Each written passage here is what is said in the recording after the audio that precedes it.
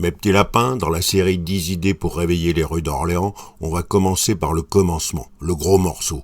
Parce qu'avant de secouer la baraque, faut déjà savoir par quelle porte on entre.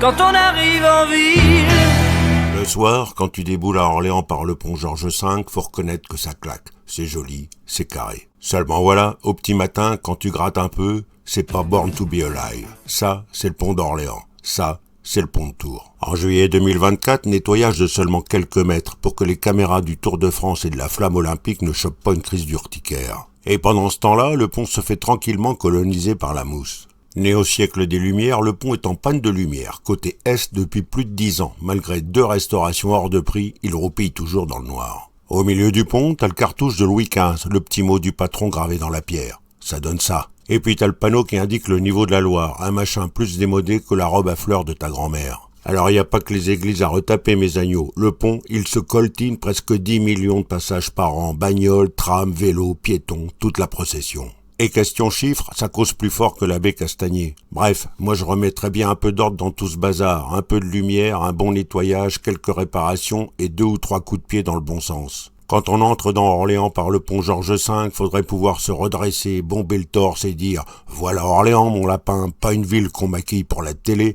une ville entrée dans l'histoire et qui mérite d'être belle 10 millions de fois par an. »